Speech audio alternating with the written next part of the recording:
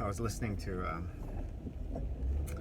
some remakes of Christmas carols, and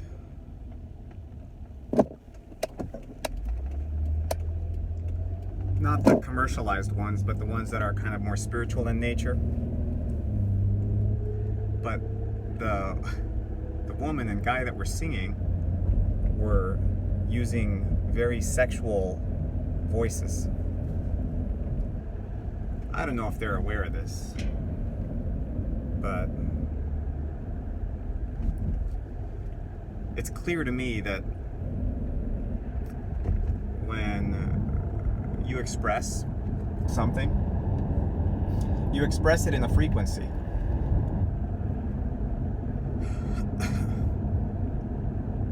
See, there are different muses in life.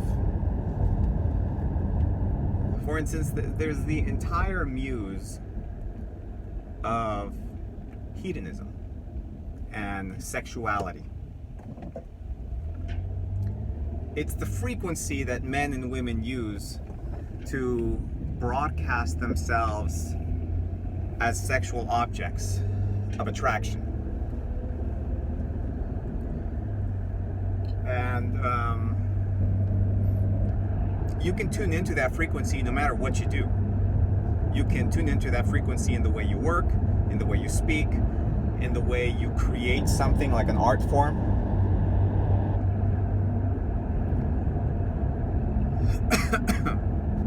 And there's other muses, like the muse of sanctity and piety and holiness. Very different muse, a very different frequency,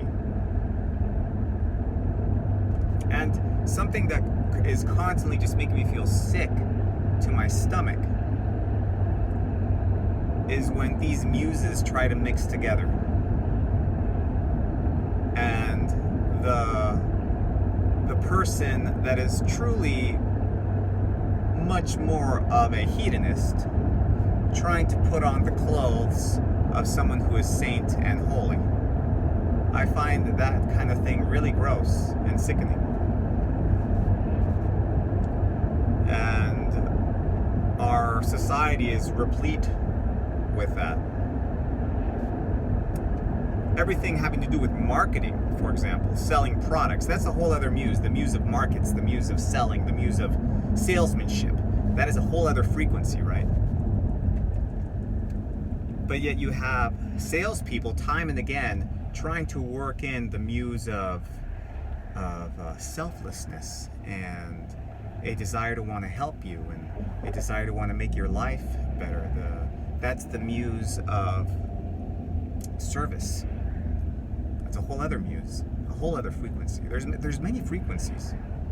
Many frequencies. And I'm not saying one is good and one is bad. I have no problem with a hedonist. But present yourself as a hedonist. Don't pretend like you're something else. Don't turn your hedonism into something holy so that you can lubricate the guilt and the shame that you feel. I say, own it. Own the frequency that you have.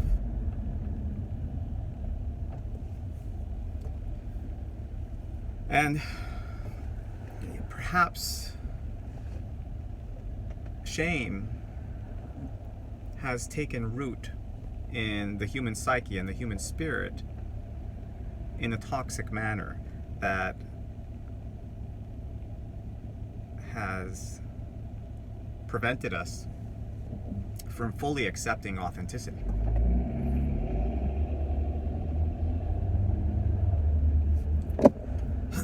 Now, that doesn't mean that you have to go the opposite direction and feel proud, you know? How gross would it be for someone who is spiritual and pious and feels proud about being spiritual and pious, you know?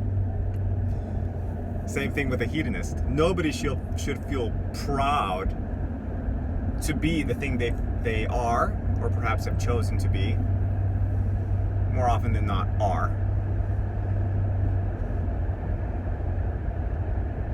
but own it and accept it and be in that authentic self. Take ownership over it and don't pretend like you're something else. And it just tires me to be listening to modern Christmas or Christian music sung by these people who should really be singing some sort of hedonistic hip-hop, right? And you see this attitude pervades through society and relationships, and you see it in people in the way they present themselves. You see it especially in religion, where a lot of people are hiding their true hedonism and their shame by putting on this cloak of sanctity and spirituality.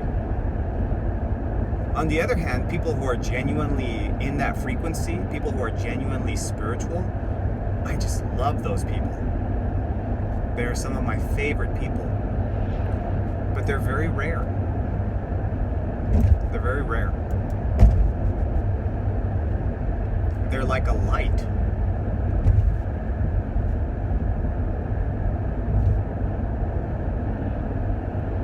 They're as rare as walking through the woods and randomly finding a lit candle on the ground. It's like there's a warmth and a serenity and a calmness there. On the other hand, I've met people who are truly hedonistic and totally in that frequency and they totally own it. I love those people too. But they're very rare as well.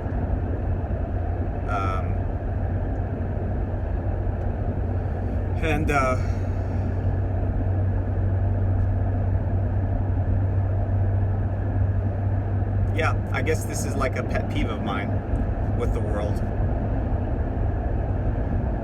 I wish we could accept that there are different frequencies that you can tune into as a person or be or embody, rather than try to feign some sort of moral high ground to justify whatever frequency you happen to be in.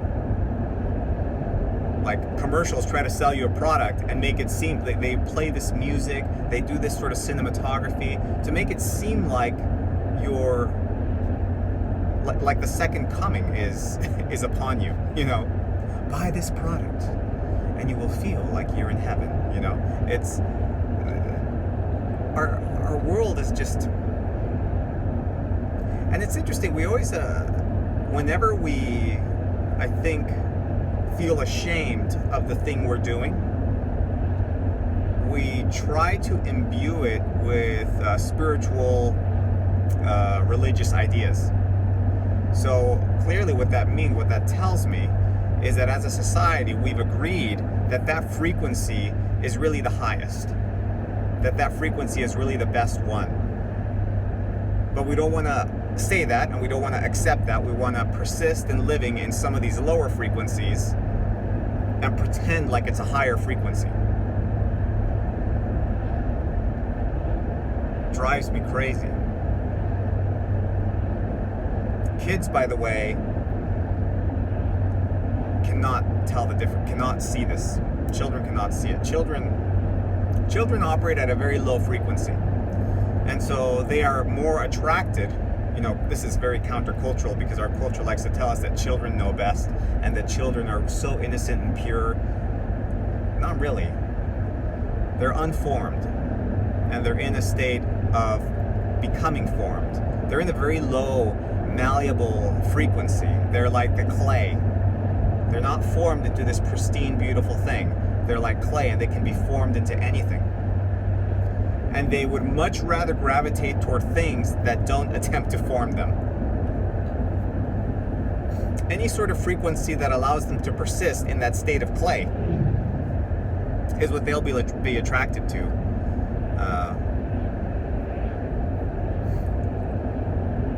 Children are 100% in a state of hedonism. Fortunately, their puberty happens much later. Good thing that's the case, because if puberty happens sooner, the hedonism that is already there would manifest in far more overt ways. And by hedonism I mean it broadly, not just about sex. I mean hedonism is about the love of the senses and pleasure. Now, some kids are born far more hedonistic than others. Genes play a role, of course. And whether or not that child comes from a lineage of spiritual discipline. If they come from a lineage of hedonists, then you'll be able to see it in early infancy.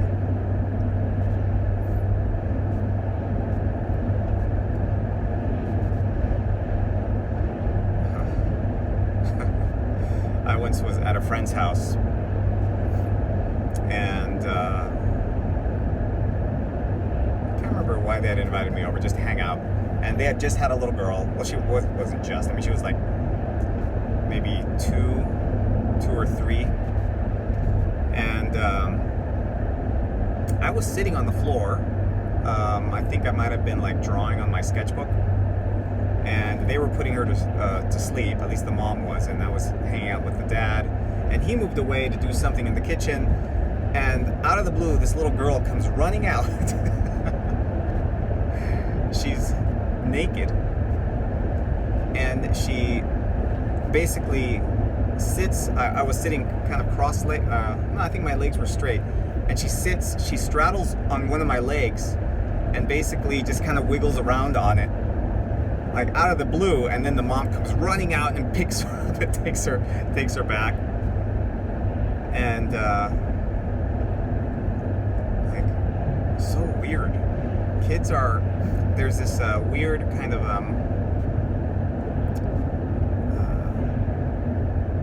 innate sort of sexual impulse. I hate to call it that, but you can see it in children if they come from a more hedonistic lineage. Very unpopular to say this, but I think it's true.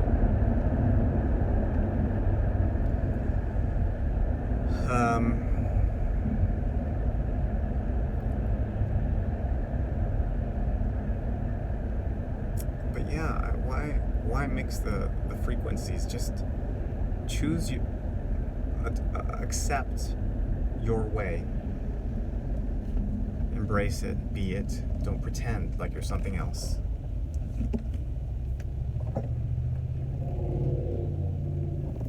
I think in general we all love authenticity above all else. I mean, I think that's what, when Trump ran for office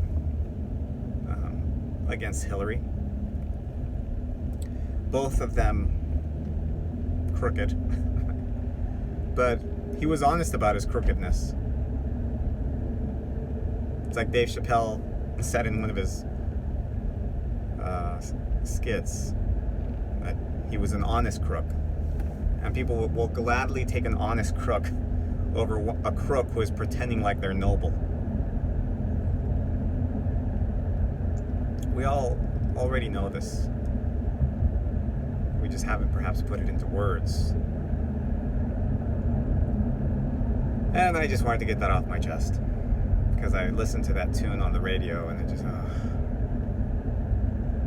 Are there really no voices out there that can tune into the frequency of these songs that already have that within them? That spirit?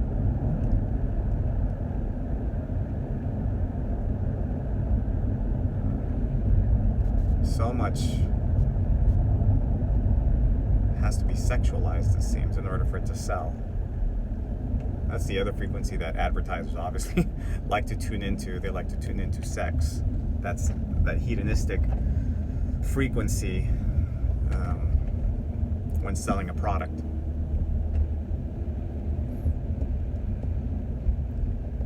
And so there we are as consumers, stuck between two snake oil salesmen using two different frequencies to sell us something. Our call to more noble, higher spiritual ideals, and our call to baser hedonistic instincts. Can't you just sell your product and express the product as it is? Don't try to pretend like it's something it's not. Why can't we choose authenticity?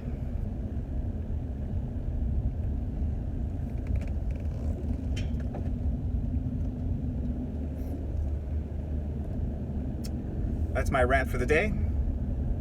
I hope you were sufficiently shocked or entertained. Thanks for watching.